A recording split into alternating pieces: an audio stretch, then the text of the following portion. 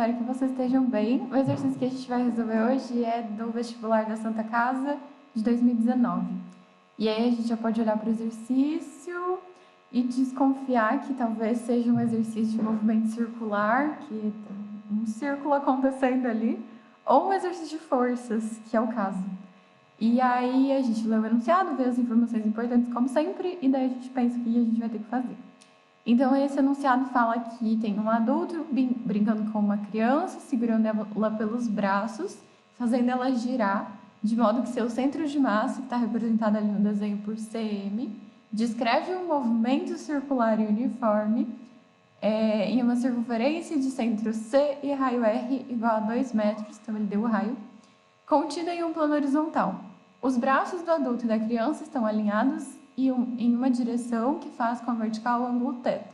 Tal que seno de θ igual a 0,78 e cosseno de θ igual a 0,624. Adotando g igual a 10 metros por segundo ao quadrado e desprezando a resistência do ar, ele quer que a gente calcule a velocidade angular com a qual a criança está rodando. Então, ele quer que a gente calcule o ômega, né? Ômega é a velocidade angular medida em radianos por segundo. E aí a gente teria formas de calcular esse ômega. Se ele tivesse dado para a gente, por exemplo, o período, o tempo que demora para completar uma volta, a gente poderia usar a fórmula direto do ômega, que é 2π dividido pelo período. Que não dá, porque ele não deu para a gente o período. Se ele tivesse dado a frequência, seria quantas voltas esse adulto está fazendo com a criança a cada segundo ou a cada minuto, também daria para a gente calcular com a outra fórmula do ômega, que é 2πf, mas também não deu, então também não dá. Então, a gente vai ter que analisar de outra forma, que é usando as forças que estão agindo na criança, porque com as forças a gente vai perceber que para o movimento ser circular e uniforme, a força resultante, ou seja, o vetor resultante da soma vetorial de todas as forças que agirem sobre a criança, vai ter que dar a força centrípeta, que é a responsável por manter esse movimento como circular. E a força centrípeta é a massa vezes a aceleração centrípeta. E a aceleração centrípeta tem o ômega, que é o que a gente quer. Então, basicamente, nosso desafio vai ser calcular a aceleração centrípeta que vem da força centrípeta, para daí sim a gente descobrir o que a gente quer, que é o ômega. Então, vamos começar analisando quais são as forças que agem na nossa criança, imaginando que essa criança é um ponto ali na posição do centro de massa. Então, existe a força peso agindo na criança, que é feita pela Terra, né? A Terra atrai a criança, então aponta para o centro da Terra, nesse caso é para baixo. Então, peso, fiz em rosinha aqui. E, além disso, tem a força que o adulto está fazendo puxando a criança para lá. A gente poderia chamar de força F ou alguma coisa assim, mas isso lembra muito o que acontece com um pêndulo, né? Normalmente é com um fio. Então, a gente poderia representar, talvez, como um tipo de uma força de tração. Então, eu vou chamar de tração, mas vocês poderiam chamar de força F da pessoa, se vocês quiserem. E aí ela está apontando no sentido, então, que o adulto está segurando a criança, né? E essas são as duas únicas forças que agem na criança. Não tem normal porque não está apoiada, não tem atrito, ele manda desprezar a resistência do ar. Então, são só essas. E aí, para a gente fazer a resultante, a gente tem que usar um dos dois métodos, seria ou a decomposição do vetor tração ali, do T.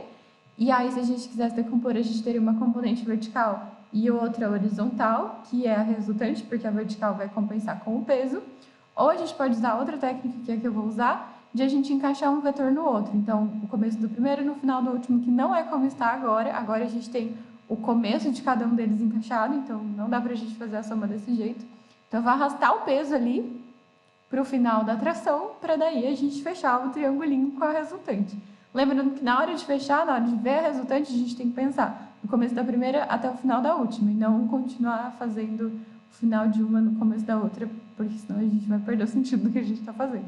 Então, eu tenho que ligar o começo da tração com o final do peso, e aí sim a gente tem a nossa força resultante, que aponta para o centro, né? Então, é exatamente o que a gente esperava que acontecesse. A nossa força resultante é a força centrípeta. E a força centrípeta a gente pode descobrir a partir do triângulo que se formou ali. Eu desenhei ele fora para ficar um pouco mais fácil, menos poluído ali de milhões de informações que tinha no desenho. Então, a gente tem o θ lá em cima, sendo formado entre o peso e a tração. A gente tem 90 graus entre o peso e a força centrípeta. A tração a gente não conhece, a gente não tem fórmula, a gente não sabe nada sobre ela. A força centrípeta é onde está o que a gente quer descobrir. E o peso a gente sabe calcular, que é massa vezes gravidade. Então, as duas coisas do triângulo que a gente vai usar são os dois catetos e não a hipotenusa, porque a hipotenusa a gente não tem.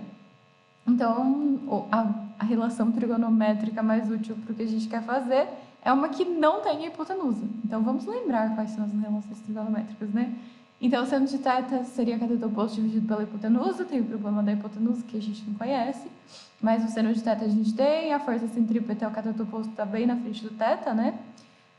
Aí, se a gente quiser já aproveitar e lembrar, a força centrípeta é massa vezes a aceleração centrípeta, a força resultante é massa vezes a aceleração, né? Só que a aceleração centrípeta tem duas fórmulas, duas possibilidades de fórmula que a gente pode usar, né?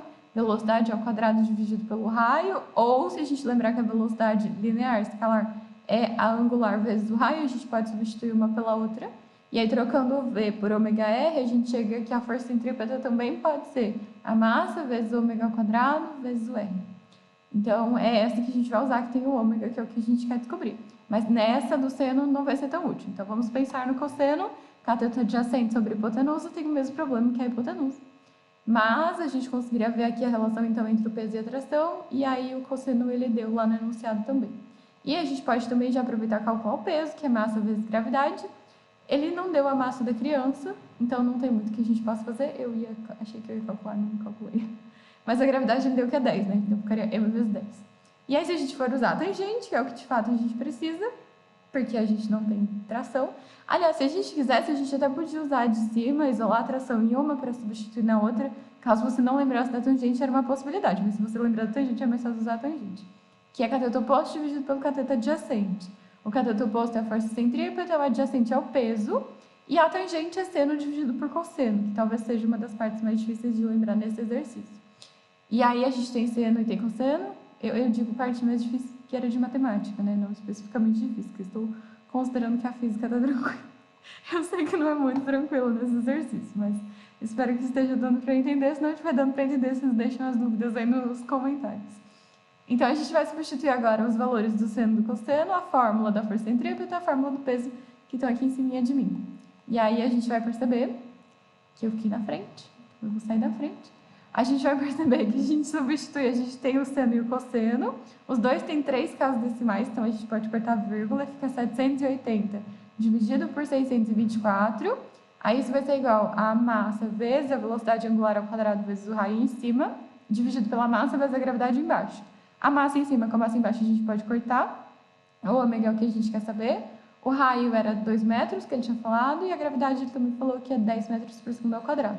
Se a gente fizer a divisão ali, 780 dividido por 624 dá 1,25. Estou partindo do pressuposto que vocês sabem fazer essa divisão. Se vocês não souberem, me avisam nos comentários, daí qualquer coisa eu gravo um vídeo só com divisões para a gente treinar.